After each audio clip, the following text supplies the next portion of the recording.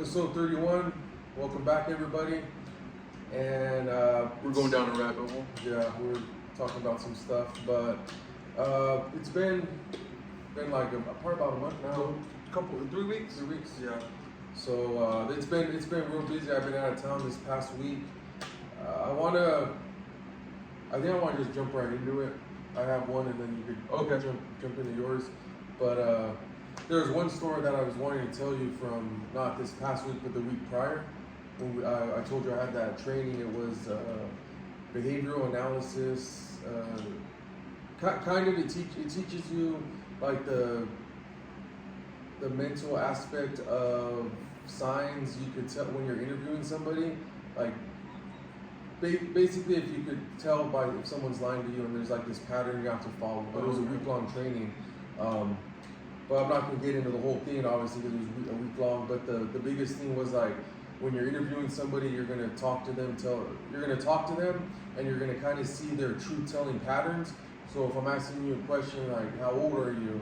You know, your address, where do you live? Those are basic. Like on Couch of Predators, they're like in their 50s or 60s, and they always say, 40.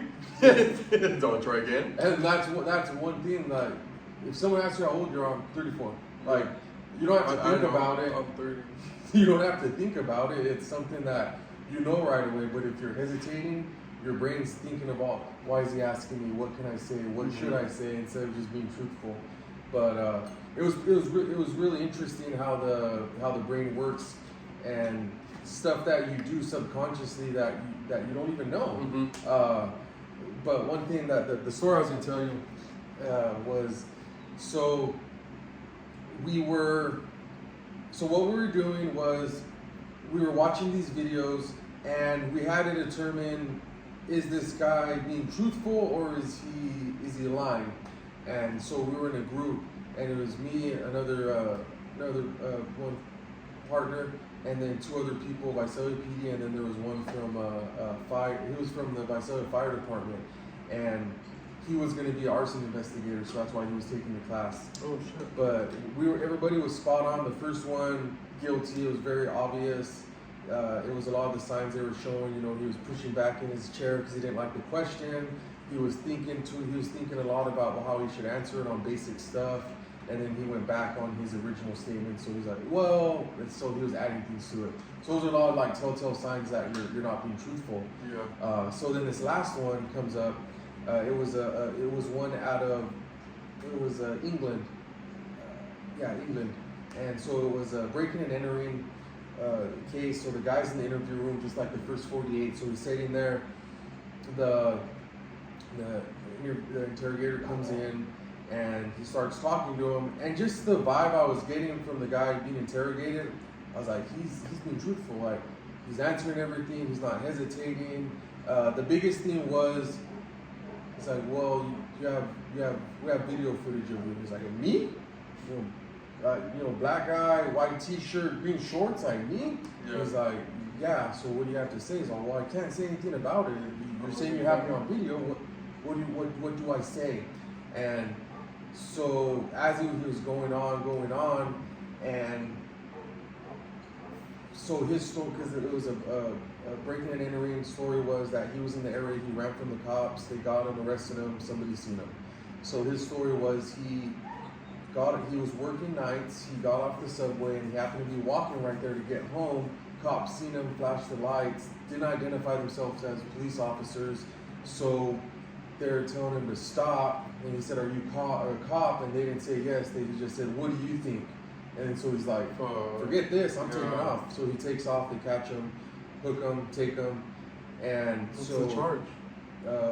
Breaking and entering is what they called it. So anyways, the interrogator says, here's a marker, write me how you were walking to your house, and the pops up, starts writing immediately. Like, he didn't have to think about anything, he just started doing it.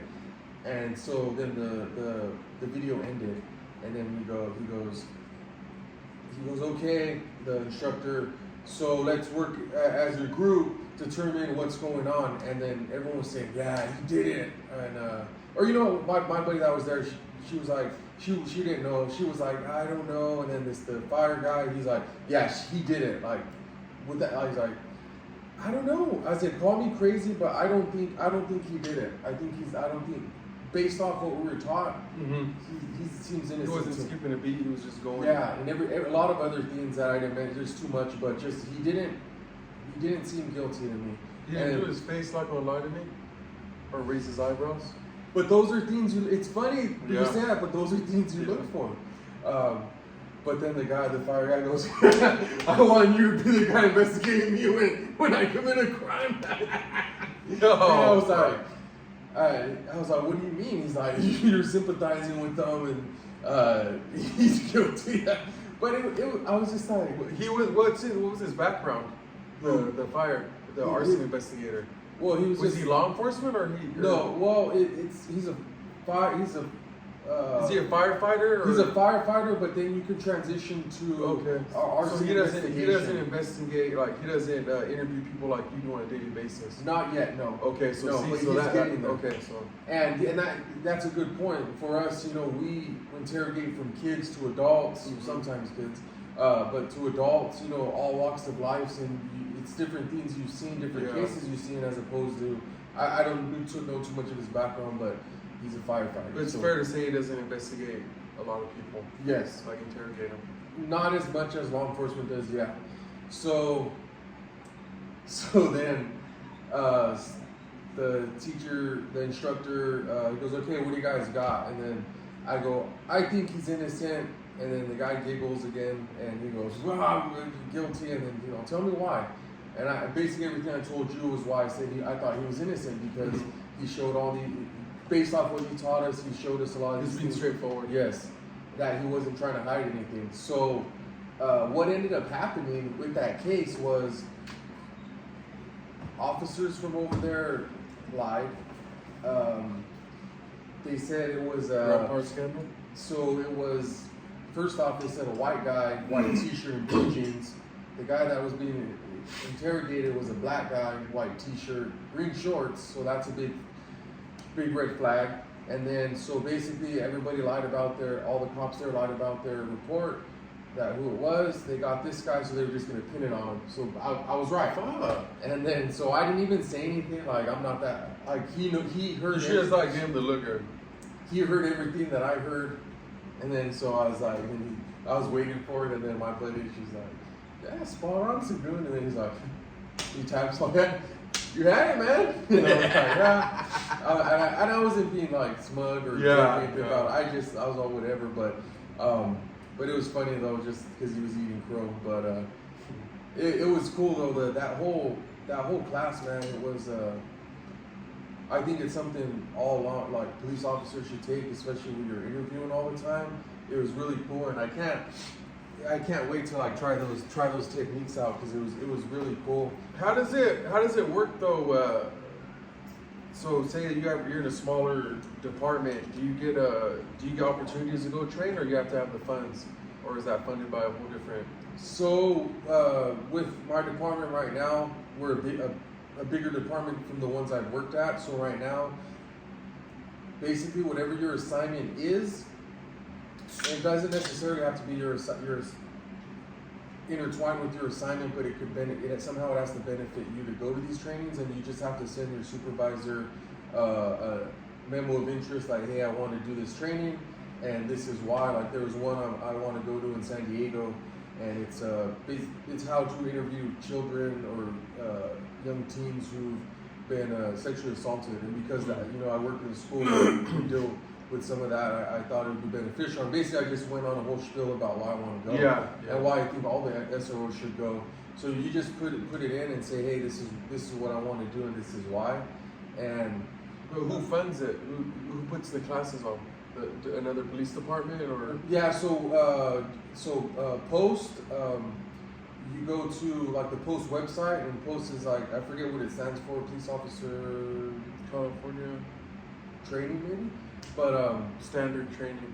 Possibly. Yeah, possibly. So you look them up in there, whatever's Post certified. You'll see the dates, and everybody like from here to San Diego, Lancaster. there was a couple in Lancaster maybe. Isn't, or I'm thinking of somewhere in California. Yeah, down in California, right? Yeah, so there's some over there. I mean, I just went to Palm Desert, Palm Springs. Was that hot? Yeah, very. But you have a training coordinator, like for our department, they'll be the ones that set everything up, register you, pay for it, get your rooms, get your vehicle to go, everything. So you just have to put it, tell them why you want to do it. It has to get approved. Who does that? Who funds that? The fuel? You get per The diem? city, yeah. Then we get per diem. So it's the Tulare. Yeah, but we'll have we have. So it would just like if a different police officer wants to go, it just depend on their department if they have the funds to send them. Yeah, Okay. yeah, and we have just like anybody, we have a budget for your training and all that Yeah. stuff. It meets it. Yeah. And the cool thing, I'll be going to sniper school in October, so I'll be pretty Fuck, legit. where's that at? Fresno, That's cool. at the regional training center. It's really nice. I was going somewhere before that. Training officers need to train more. Oh, the smaller departments. Yeah, it sucks because smaller departments, like when I was in Huron, you're at a department where you really don't have any money. Mm-hmm. So it's very, And you don't have the manpower to be gone for yeah, a whole week. another good point. That's exactly like it's can we afford it, and then two, do we have enough people to cover for you to go to the training? And I think the only training I went to was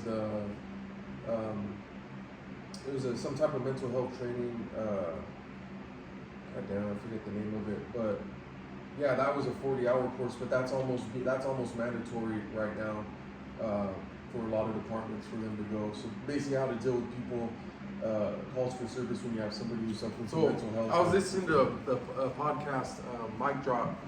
And this guy was a Navy SEAL, retired Navy SEAL, and Mike. no, Mike Ridlin. He's Yeah. the retired Navy SEAL. He does the podcast. And he trains the canine. Canine trainer, and he was talking to another guy. He was CIA or FBI, one of those, one of the high-end ones, and The 3-letter agencies. yeah, and they screwed him over. His dad was dying. He had like 5 months to live. He wanted to get transferred. They told him. Pretty much, they told him to tell his dad to move where he lived. So he he put a leave in for a whole year because he had the hours and stuff. And then when his year came up, he quit. And then he moved up to Seattle. He was a cop up there. He said he That was bad right now. yeah, he said he crossed paths. He went to a call. They were in a building, and it was him and his partner, and the partner was kind of green, so he was kind of he said he'd seen his mannerism, so he knew that he was gonna start off like trying to drill this guy, the guy that they were answering the call to. He was a transient. He was trespassing. He was in like a abandoned building. Okay. And it's when the Navy SEAL, he came. He seen the guy. He said he had cauliflower ears. He looked, and he had his hands clenched like that, and he already knew the guy wanted to fight. Something was gonna happen. So before this guy started riling him up more, he said, "Hey, I see your ears. Look at my ears. He's like, I like to fight. You like to fight. We could do that, and we could just kick each other's asses, and we do that, or we could figure this out, and we would talk man to man." And he's like, "No officer ever talked to me like that." And then after that, they just started talking, and then he's like, "How'd you get in this situation?" I guess he broke his arm or something. He got hooked on pain meds, but see, like that, like officers like that, they've been around the block and they know how to talk to people, and that whole thing just stopped the whole fight. Verbal Possibly shooting them or something. I don't know. I don't know if I talked about it on the podcast already, but sorry if I did. But and it goes with experience. Like when I first started out, I was like, "You're gonna do it." Like in my head, I was, I'm gonna tell this person you're gonna do it this way, or if not, then Yeah. I'm gonna make you. And my buddy Doherty, when he got there to Huron, he worked with me, and then he seen how it was, and I was getting into a lot of fights and stuff. And I didn't have to, and so then it was. I mean, and he's still in law enforcement. He's a sheriff right now, but he's fucking dude. He's squared away, really good dude. And to pull me aside and he to the back and he says, "Hey, he's all, why are you always like fighting, like getting in the fights?" And I said, I don't know. I just they don't want to do what I was told. He's like, yeah. He's like, but he's all, you could just like the way you approach him or the way you talk to him, talk him into handcuffs instead of forcing him into handcuffs. And then so I went with them to a couple of calls and he was showing me how he was talking to these people, telling them these people, and you know, he had 7 years experience and I had, you know, a year 7 of experience. months. Yeah. So and it's like night and day difference once you learn how to just talk with people as opposed to forcing people into compliance. It's a night and day difference. I watched that. I don't know if it's still airing. It was, what was it called? The COs. Was it the Rookie? Locked up or 90 days in jail or no? It was like shit. This was like probably like 15 years ago. That it would be. I know what you're talking about. And it would show like when they started out as COs. And it was the same thing. Like they'd go in there and they'd start yelling out the prisoner like, "Screw you, we ain't gonna listen to you," you know. Yeah. And but then you have the other guys go in there and, "Hey, what's going on, man? Like, let's talk real quick." And then this guy's over here yelling at us, and they live. That's their house. They have to live there probably for the rest of their life, most of them. Yeah. And that's the thing. Yeah. Yeah, it's just same situation. How you approach people, how you talk to people, and I think same thing. Like that's to kind of go back. With the guy from the firefighter, whatever, is like, yeah, he heard that, you know, I was right or whatever, and he knew he was kind of, he jumped the gun. Yeah, he wasn't 100% on it, so that's why I was like, whatever. I just don't be a dick about it. But I'll get into the Palm Desert one. But do you want to talk about the Springville Jiu-Jitsu? Oh. Did you want to talk a little bit about it? Or? Oh, I just on the Springville page is always posting it's UB MMA, and I've been wanting to get into it, wrestling or jiu-jitsu, something, and I seen it, so I tried. The first class was last Thursday, and I tried it out. It was because we used to do it in the backyard, or me and Mario and you, and like whoever wanted to come, we'd wrestle, choke each other out, and. It was during the time when bum fights was in. So yeah. To do it. So our friend Mario, he went to Mount Whitney, Visalia, and we went to Exeter, Farmersville, and what did he have? Was it a Tahoe? That old one? Yeah. Was it? Yeah, I think it was a Tahoe. Tahoe, and he had those wrestling mats that fold like 3 folds, and it's maybe like 6 feet. And he had like 4 of them. He usually put them on the back walls, right? Yeah. And he had a few friends from Visalia, so we would just pull up to their front yard, and Mario would bust the mats out and be like, all right, we're gonna roll around for an hour or so, and we'd just be in the front yard rolling around, choking each other out, arm bars, stuff like that. It was cool. So Mario is like our sensei though. Remember he had it was the BJ Penn book. The yeah, he really did have the book. Yeah, and so I got in there, and it's funny because I was like, when my son started wrestling, he didn't want to do the warm ups or anything. He just wanted to get in there and wrestle, and I had the same mentality. I just want to wrestle, but we're doing the warm ups, bridges, doubles, stretches, you know, and then we're doing the drills where. We do the arm bars, but like just go through the motions and teach it. Yeah, move the hips, and then rotate, and then he's all right. We're gonna do 4 rounds, 6 minutes. I was okay. I'm in decent shape. I should be able to last, and then. And you're every day you're running like 5 hours, Monday through Friday. Yeah, so I was like, I have good cardio, so I should be good. But that's a whole nother thing. So they put me with one guy. He was, I don't know if he was going easy on me or not, but because he's supposed to be fighting pretty soon. He has a fight in a couple months. And I shot him with the single. Shout out Coach Conley. Yeah, Joe Conley, Exeter Monarchs. Took him down. And then I was trying to get the arm triangle on him. But he kept grabbing me in half guard. I couldn't get it. So now, and then I was trying hard. I couldn't get him, and then okay, yeah, okay. Yeah, you got that, and Yeah, then but if he just holds you or holds yeah, you, you like can't that, because okay. you have to get that side Brock control. Lesnar, Shane Carwin. Yes, yes. Okay. And so we did that for 6 minutes. Like, whew, and then they're like, all right, break, because they have a little clock and it ding ding, and it breaks. So then he's like, and then the coach, he's there. The two coaches are purple belts, and the other one coach, he said, all right, me and you next. I was okay, and he's only like 5'6", but he's solid. And I tried to take him down. What was it? Single? Double. I tried to do the double, and when I did the double, he kind of like did a little trip on me. How did you feel though when you were shooting? Like My did arms did felt like everything come back to you? Yeah, everything was back. And but see, in wrestling, when you shoot in, you want your head on their side. But in MMA or jiu-jitsu, when you put your head, you just get choked out. You want your head in the middle, and Power double. yeah, so I couldn't do it. And then he tapped me out a few times, but when he took me down, I think he wanted to make sure I knew that he was in charge, like he was the coach, purple belt. So I could feel him like this is daddy. yeah, he was trying to wrap me up. I felt like tension on my legs. He was just trying to choke me or get any submission he could, but I could feel like in the arm, he was bending my arms and everything. It was. And then third round, I went with the other coach, and he was cool because he was walking me through stuff.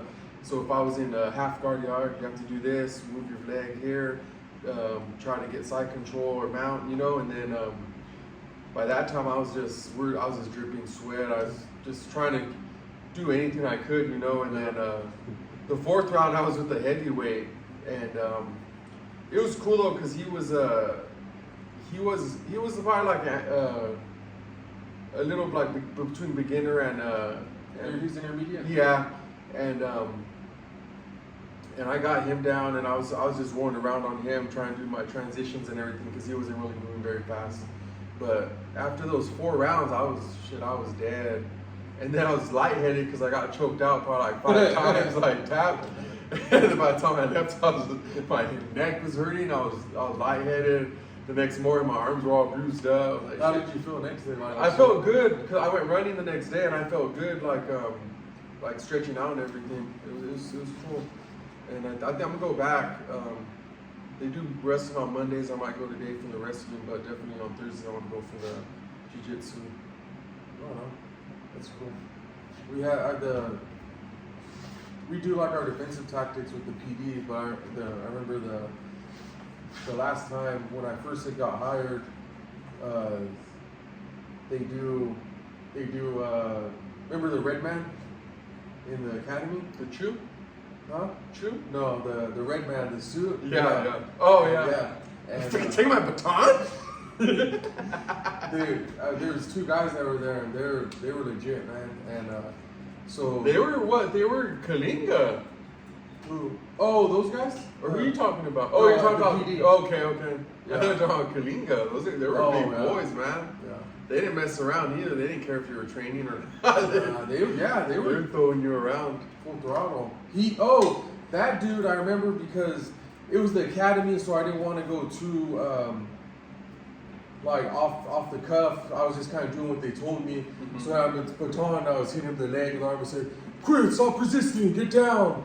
And then he seen me, and I did the same thing. And when I went for the leg, I seen him set it up perfect. He just came, did spinning back fist, poof. Hit you? Yeah, in the In face. the academy? Yeah. Oh shit. But not crazy hard. It's like, but boom. enough to like, hey. Not a David Puga spinning back fist? No.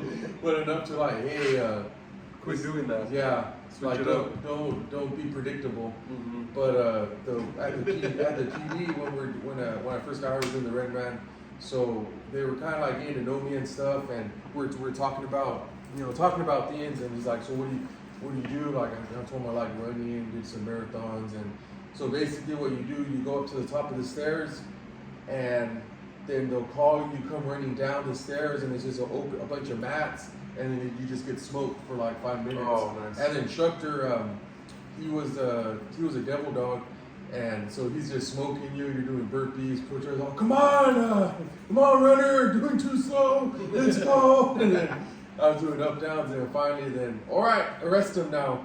I was like, all right. And is somebody resisting? Yeah, Oh, he's in okay. the red man suit, and it was cool. You just can you do doubles?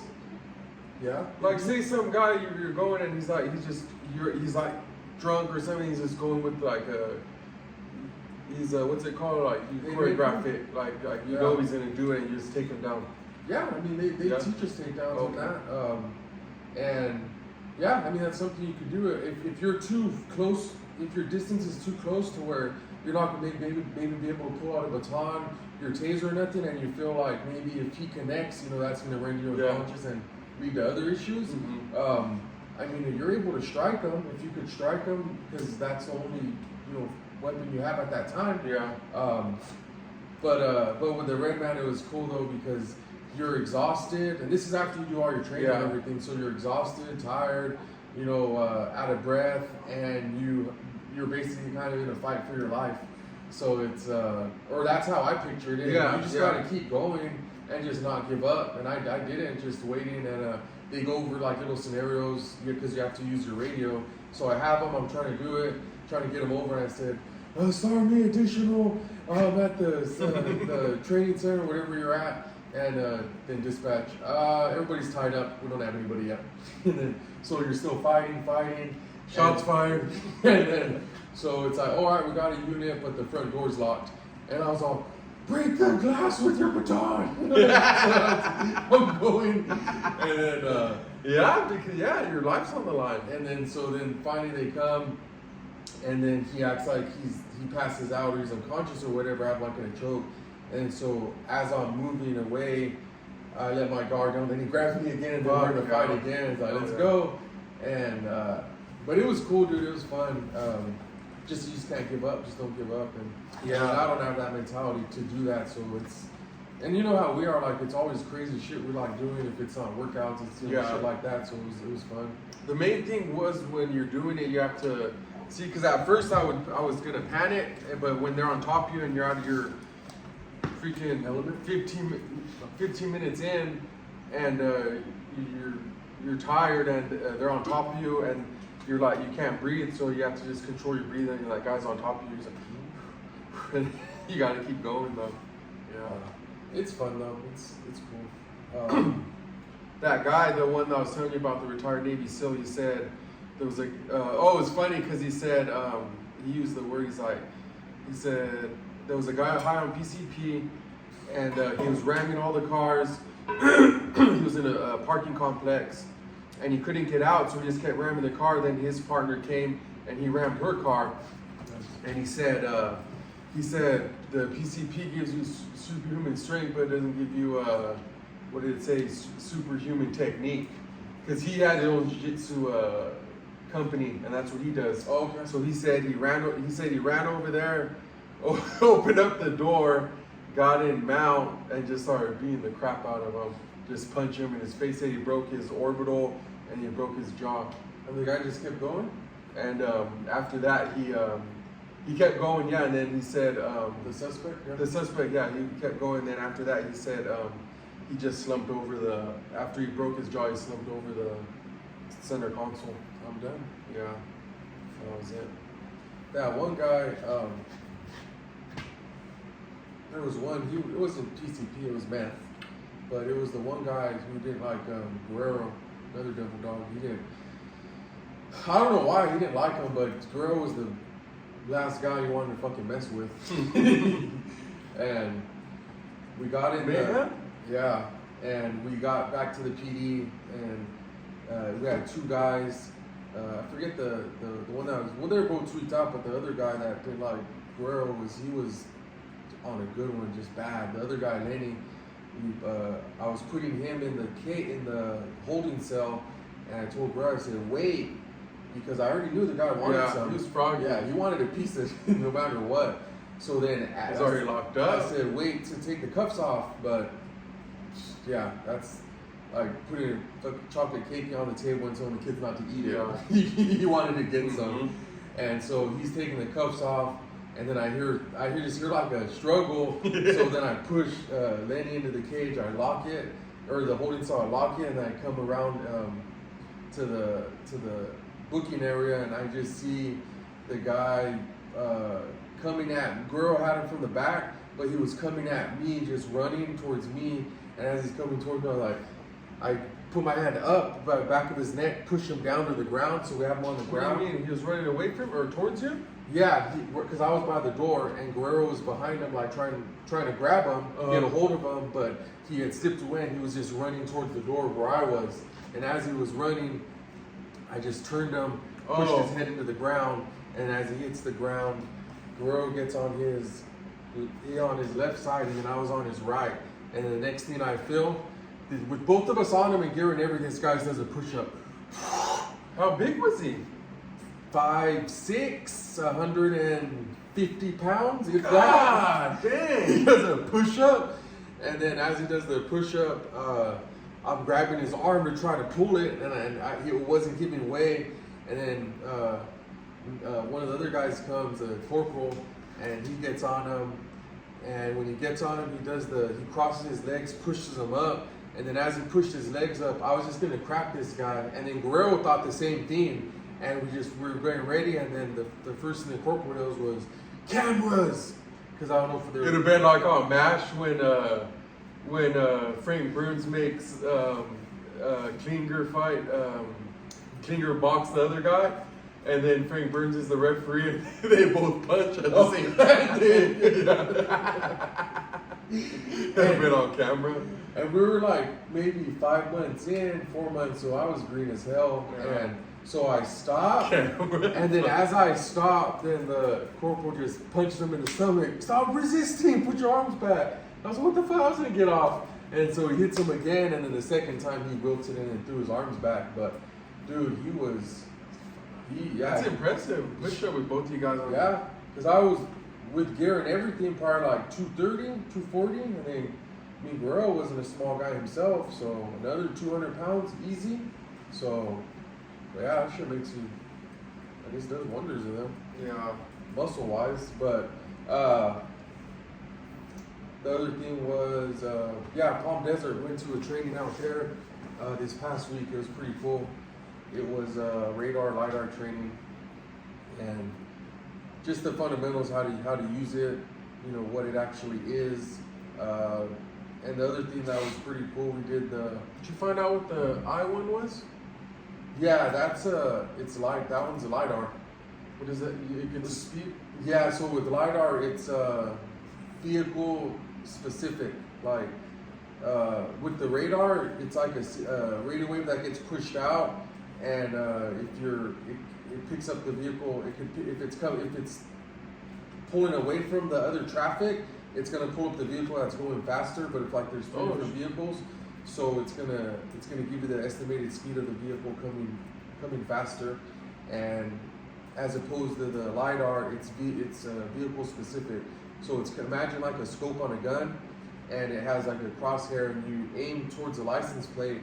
You push the button, hit the license plate, and as you hit the license plate, it's gonna come back and give you a reading of how fast it's coming towards you. The one that was pretty cool was it was a handheld one, but the same thing, and you kind of just hold it up, and it gives you the miles per hour right then and there on the screen, so you don't have to pull away and kind of see what it is. That's cool. Shows you as you're shooting it, but yeah, because we came we're coming on the 99. We're coming south, and the vehicles or the CHP was facing east and west, and or facing east and his back was west, and he was just like that, boom, because it was a hill. I think it was like in Merced, and it was a hill. The little hill goes like that. Then when you come down, it was right there, and he was boom, just waiting for somebody. He was just doing it like that. Like, oh shoot.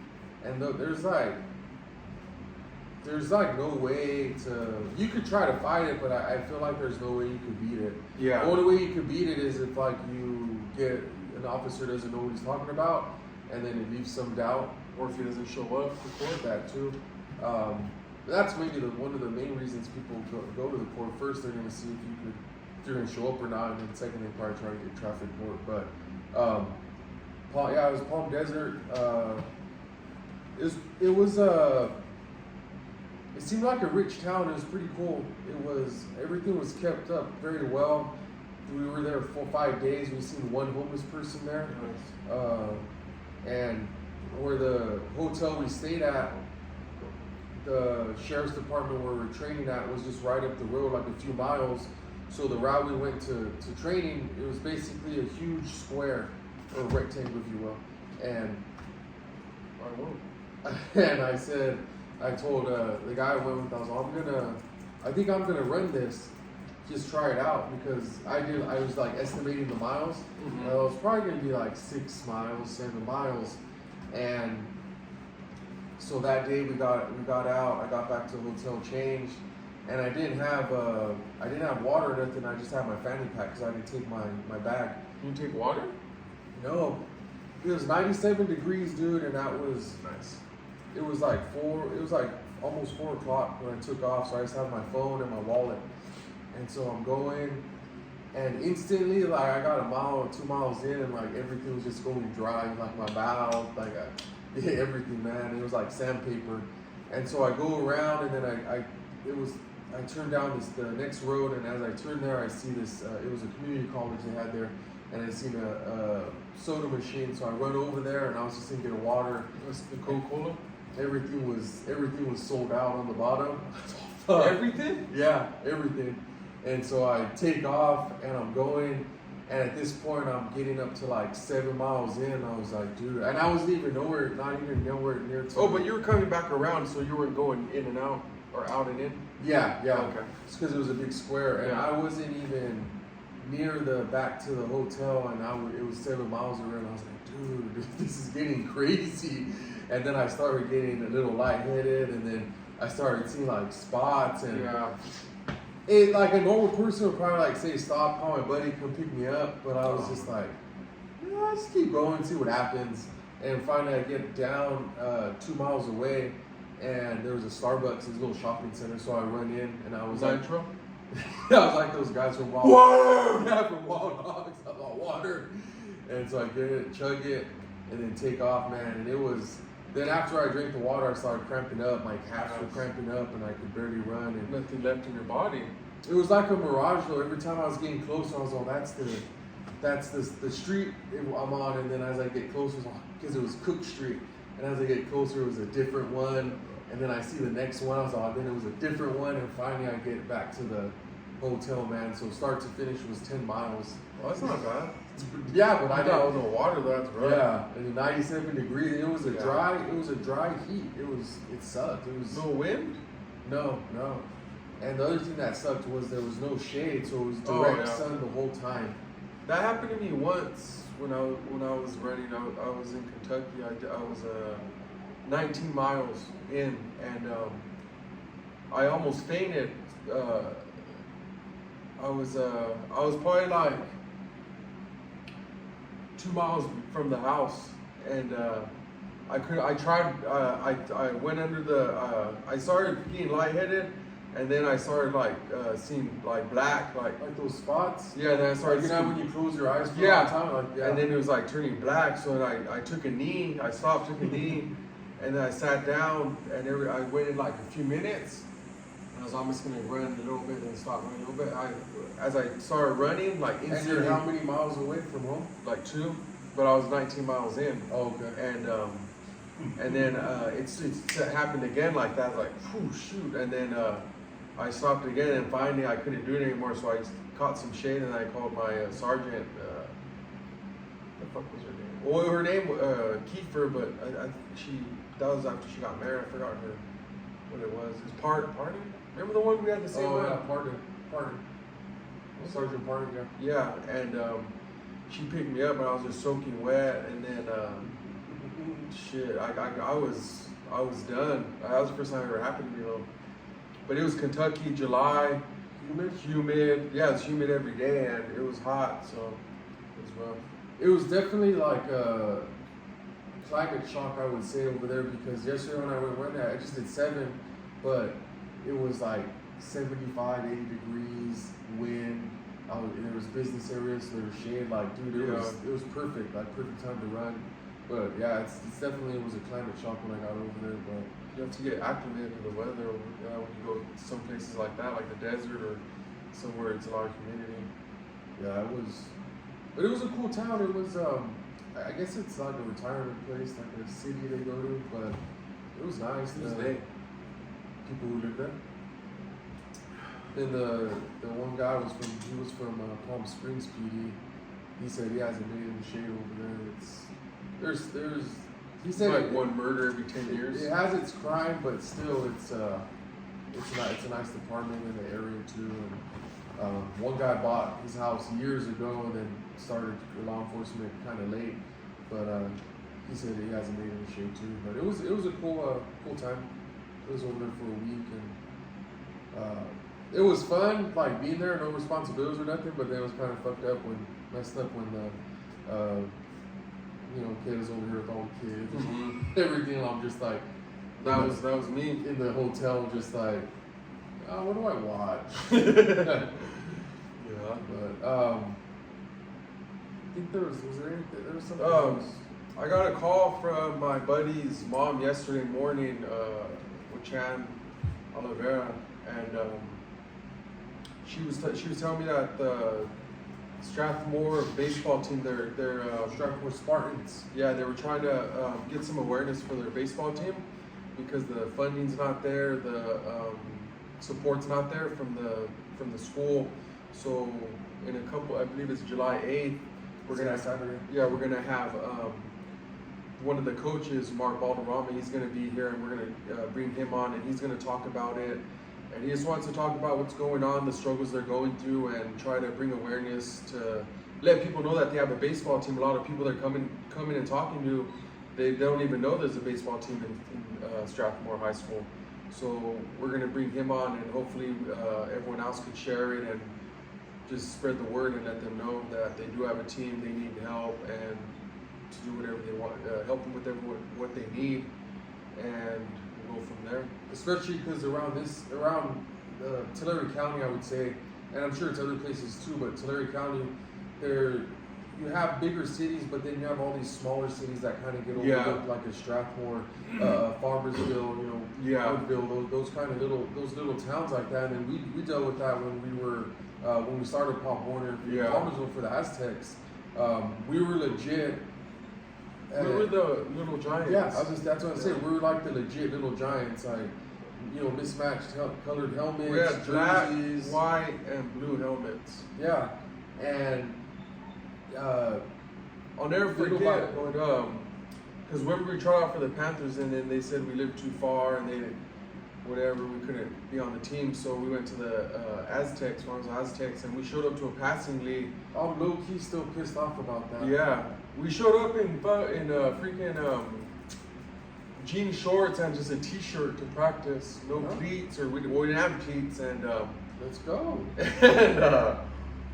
and then so the first passing we went to, I remember someone in our practice pants, we had like those maroons, was it not maroon, burgundy, and everyone's just mixed matched, and we were there playing football, so we were there, and then we seen the Panthers. It looked like the NFL team. They had the helmets, they had the logos on the helmets. It was clean, man, and we were just there like we're still to play, and we're still there though.